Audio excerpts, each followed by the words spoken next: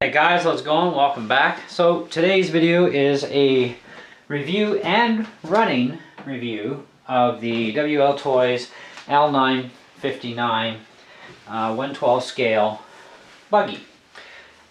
Good fair size buggy, plenty of torque. Now there's two models of this. This is the brushed version. The brushless version that's out is actually called the L202. Now these are kind of a split between toy grade and hobby grade. If you've got the brushed version, your upgrades that you can do to it is going to be metal dog bones in the rear, as well as the brushless motor, brushless ESC. There's no other hop-ups for this, like in the way of aluminum control arms or any of that sort of stuff, or aluminum suspension from the company. So, you know, it is kind of a limited machine as far as what you can do to it upgrade-wise. You know, but the metal dog bones I think would definitely be a good plus. If you already have the brushed version, yep, you can go to brushless. Now the brushed version is rated at a little over 40 kilometers an hour, so it's pretty zippy for such a big machine, and it's got a good amount of weight to it. It weighs, I don't know, I'm probably going to guess at what, maybe 2.5 pounds.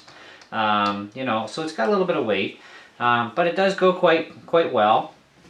Now, the suspension on this is actually fairly soft. You won't bottom out the front. The rear suspension can be bottomed out. I think stiffening up the suspension with some boosters would be a good idea, so I'm going to try and make some for that, just because I think the rear could actually use a little bit more stiffness. Now, it is a split differential on this as well, so you know, basically you turn the wheel one way, the other wheel turns the other way, but of course they both turn the same direction when you're going forward or reverse. So very good for turning, takes cornering and leaning very well. Rear wheel drive only, so it's not four wheel drive. Uses a 7.4 volt 1500 milliamp battery that comes stock with it. You can also get a 1500 milliamp LiPo, as well as an 1800 milliamp lithium ion battery too for it. So there's a little bit on the battery side you can do. You can also activate your headlights by building a kit.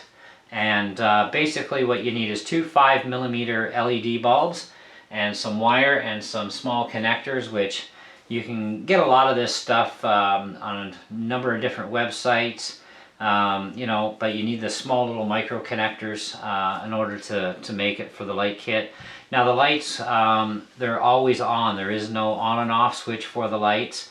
It's not supported, which kind of really surprised me in a way that they wouldn't put that kind of support into the radio to be able to turn the lights off. But I mean, LED lights don't chew hardly any power, so you're really not affecting your runtime any by having them on all the time. And LED bulbs are good for usually about 100,000 hours, so yeah, you're not going to burn them out anytime soon. But it is an option where you can activate those headlights and do some night driving, which is kind of fun. We are going to do a night driving video with this, just to, you know, show you how it lights up the road at night, that sort of thing. Now, this is a good buggy for running around in the sand with, or in the beach.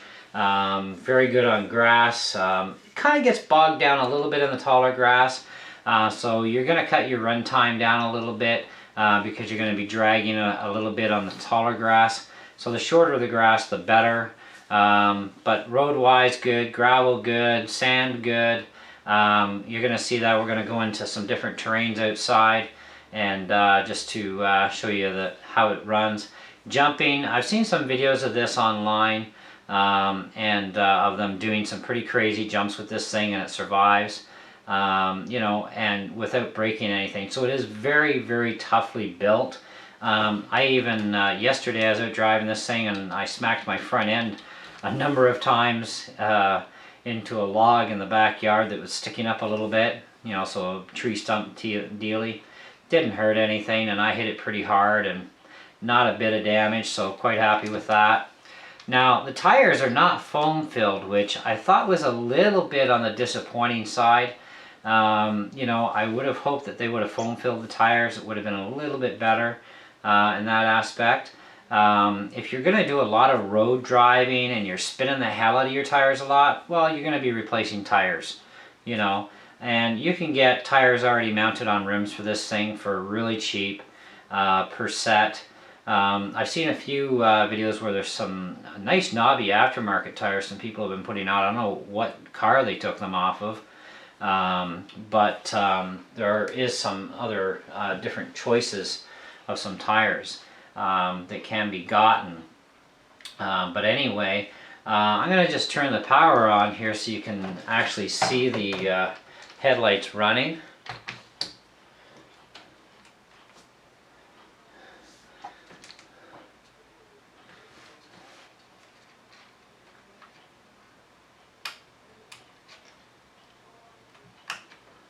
So just LED lights, they work pretty good.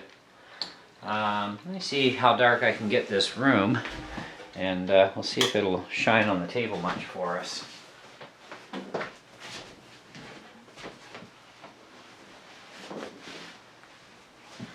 That should actually be pretty good there. So it's going to light up rather well. You know, I can actually see the headlights projecting on the wall behind me. Lights up the canopy really nice too with the way they've positioned the lighting.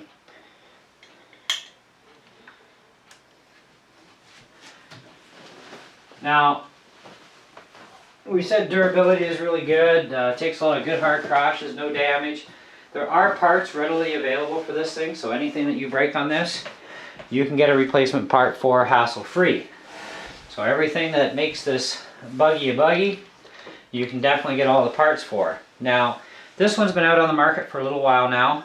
The Lighthawk Blast actually just came out this year. And believe it or not, guys, it's the exact precise twin to this. So if you didn't want to order your parts from, you know, China, Germany, or Hong Kong or whatever, and wait a few weeks in the mail, you can actually order parts from Lighthawk for this from the parts page for the Blast and get your parts a lot quicker, especially if you're in Canada. And there's a lot of other sites that are going to carry parts too. I'm also going to be carrying this as a model that I'm going to be selling in my store, so I will also have full parts access for this thing, no problem. What else can I tell you about this thing? Yeah, back to actually talking about the tires. If you're going to do a lot of road running and spinning the crap out of them, you're going to replace them. Just because it is a very soft rubber, so they're going to take a lot of torture as it is, you know, but eventually you will wear these tires out, you know, but otherwise she's pretty strong and durable. You do get a little wrench with it for being able to take the wheels on and off and that sort of stuff, so there is a tool that actually comes with it with your instructions. It is 2.4 gigahertz technology. You have throttle trim controls as well as steering trim controls, so once you get things going. Full digital steering. Just let me fire this up quick for you.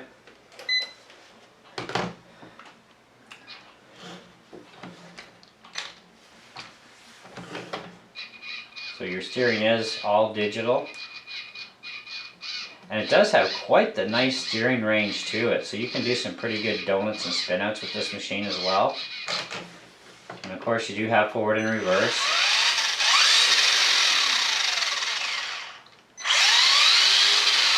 Goes really fast even in reverse, which is kind of nice. I found with the HSP, the Ghost and the Knight and them, they're pretty slow on the reverse but very fast on the forward mode. Where this one will go fast forward or reverse, so it's really nice that way. The antenna does collapse down, so you can have it out of the way or stand it up.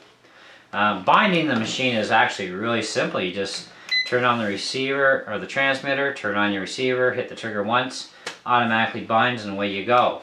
When you go to replace your receiver on board, if you ever do damage it, then you slap in the new one, turn the power on, turn on your radio, hit your trigger, automatically sets itself up to the new receiver. Awesome. Now I don't know if the Lighthawk receiver is going to work with this machine, but they are using the exact same remote, same receiver, but we did find out on the HSPs that there is a little bit of a frequency difference on the 2.4 gigahertz band where they wouldn't talk to each other that way. So I'm not sure about the blast. I'd have to get my hands on one and find out for you. So, but we'll see if they ever go below $100 at the source, and then maybe I'll pick one up. But in the meantime, oh, I did actually do a little bit of damage. Look at that little tiny piece there. I thought it was just a flake. So, a little bit of damage. I guess it's only going to take so many hits on tree stumps and rocks. So, but anyway, so you can actually damage it a little bit. No big deal. You can also set up your suspension a little differently here. Right now, it's actually set on a lower part. You can actually raise it up a little bit by moving your shock inward on the fronts and on the backs. They're already set, by the looks of things, at the highest position. So you've got 2 stages down, so you can actually really make this thing squat. Which I don't think I'd want to do that, not with these shocks. I might think about putting longer shocks on. Have to find some shocks that would actually fit, that are longer, and maybe give it a little bit more travel there, and not so easy to bottom out. So there is possibilities there for a few mods, just not directly from the company themselves. Even Lighthawk doesn't have any real hop-ups for their blast, other than they do have metal dog bones that you can buy for them. And that, if you're going to go with a brushless upgrade system, you definitely want those metal dog bones, because a brushless motor will just tear apart the plastic dog bones pretty quick. So I'd definitely go to the metal dog bones in that case. But anyway, so that's the basics on this machine. It is well built. It's very fast. Runs on different terrains really well.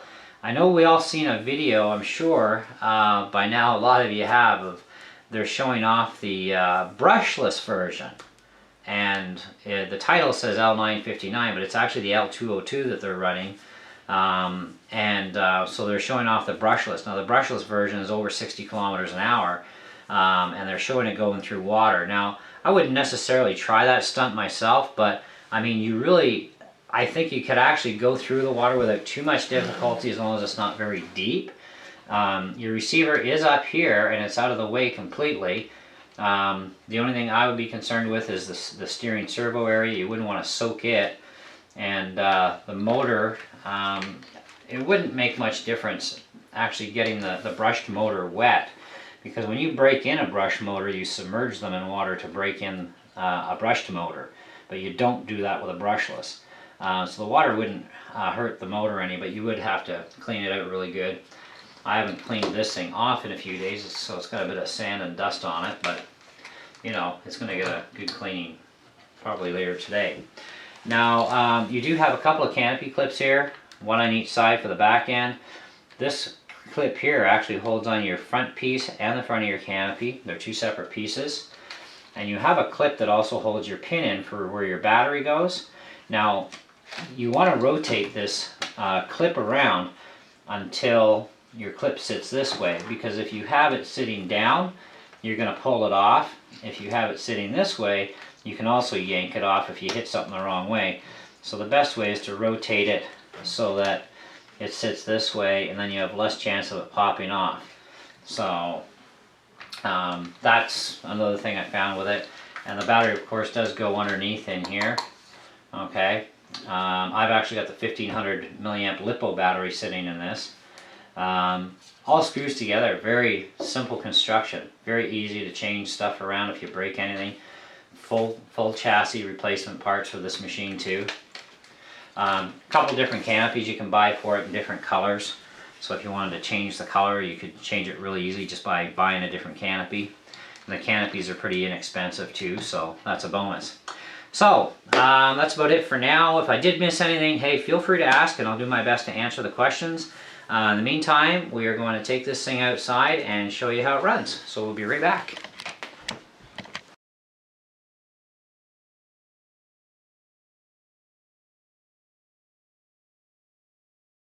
Alright guys, we're going to start with the road run first. Do a couple speed runs, show you how fast this thing boogies.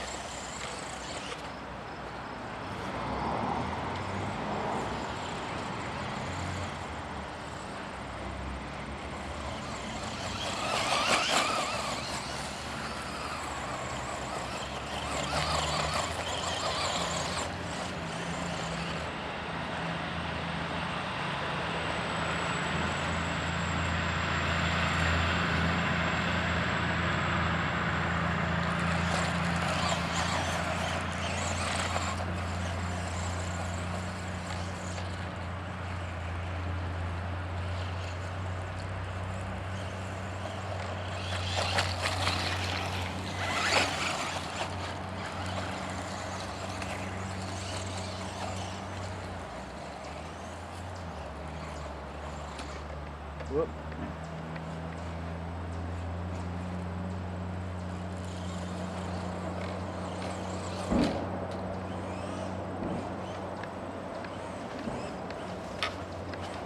Back the tree stuff pretty good.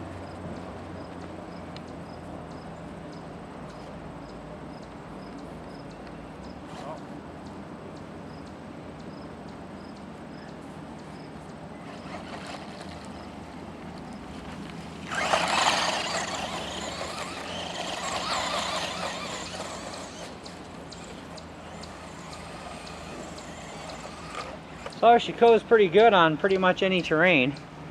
I'd have to take it to the beach and see how it does there, but otherwise she's pretty good. So anyways, leave your comments, questions, and we'll see you in the next video. Thanks for watching.